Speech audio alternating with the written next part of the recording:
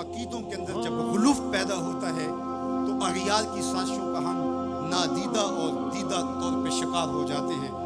اقبال نے کہا تھا کہ تو کہ نشناسی خفی راز جلی ہوشیار باش، اے گرفتار ابو بکر و علی ہوشیار باش۔ کہا تو نہیں جانتا کہ تیرے ساتھ کیا کھیل کھیلا جا رہا ہے، ابو بکر اور علی کو آپس میں مقابل کھڑا کرنے والے ہوشیار ہو جا۔ یہ اغیار کی سازش ہے، یہ دونوں کرنیں سینہ محمد عربی کی ہیں۔ ابو بکر بھی حضور کے ہیں، علی بھی حضور کے ہیں، عثمان بھی حضور کے ہیں، اصحاب بھی رسول کے ہیں، اہل بیت بھی حضور کے ہیں۔ ہم ان کی چوکھٹ کے فقیر بھی ہیں اور ان کے در کے بھی غلام ہیں۔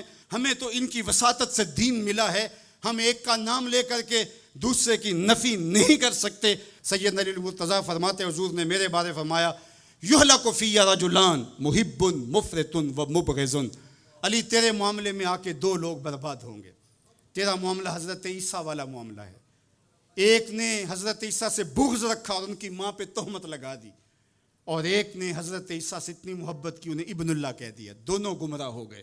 فرمایا تیرا معاملہ بھی حضرت عیسیٰ کا ہے، ایک محبت کر کے برباد ہوگا، ایک بغض رکھ کے برباد ہوگا۔ ایسا نہ ہو کہ تمہیں غارے سور کی بلندیوں پر اپنے کندھوں پہ حضور کو اٹھا کے لے جانے والا صدیق بھی دکھائی نہ دے، اور تمہیں جو ہے وہ دشمن کے آگے سینہ تان کے کھڑے ہونے والا فاروق بھی دکھائی نہ دے، اپنا سارا مال حضور کی راہوں میں خرچ کر دینے والا تمہیں عثمان نظر ہی نہ آئے۔ اور ایسا بھی نہ ہو جانا کہ علی کا نام لیا جائے تمہاری طبیعت میں بے چینی آ جائے، تمہارے چہرے کا رنگ بدلنے لگے، تم علی کا نام گوارا نہ کرو۔ تمہیں ٹھنڈ کیوں نہیں پڑتی ہے، تمہیں تسکین کیوں نہیں ہوتی ہے؟ اور میں آپ کو امت وسط کے حوالے سے ایک ضروری بات وہ بھی بتانا چاہتا ہوں، اور وہ یہ کہ میرا اسلام، میرا دین امن کا دین ہے، قیام امن دین کے مقاصد میں شامل ہے۔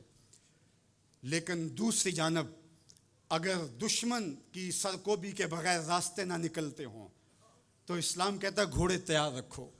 اسلام کہتا ہے تمہاری تیغ براں اس کے سر کو کاٹتی ہوئی آگے بڑھ جائے، تم ان کے جوڑ جوڑ پہ مارو۔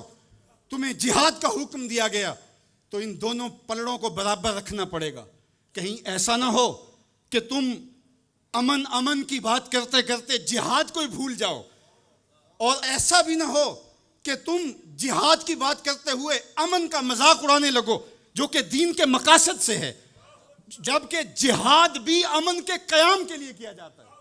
آپ فقہا سے پوچھیں، فی نفس ہی قتال قبح ہے، حسن نہیں ہے، فی نفس ہی، لیکن یہ حسن کیسے ہوا؟ لغیر ہی ہوا، یعنی چونکہ قتال سے پھر پائیدار امن آئے گا، لہٰذا یہ مجبوری قبول کر لی گئی۔ تو اصل امن ہے، امن کے قیام کے لیے جہاد کیا گیا، اور اس میں تمہارا نفس نہیں آنا چاہیے۔ حضرت علی کے منہ پہ تھوک دیا جاتا ہے، پیچھے ہٹ جاتے ہیں چھاتی سے، علی کا نفس شامل ہو گیا۔ یہ ہمارا دین ہے، شہادت ہے مطلوب و مقصود مومن، نہ مال غنیمت نہ کشور کشائی۔ تو ہمیں جہاد کے لیے بھی شرائط دی گئی، لیکن اس کا مقصد امن کا قیام ہے۔ تو بعض اوقات ہم یہاں توازن برقرار نہیں رکھ پاتے، اور توازن کا برقرار نہ رکھنا بہت سخت نقصان کا سبب بن جاتا ہے۔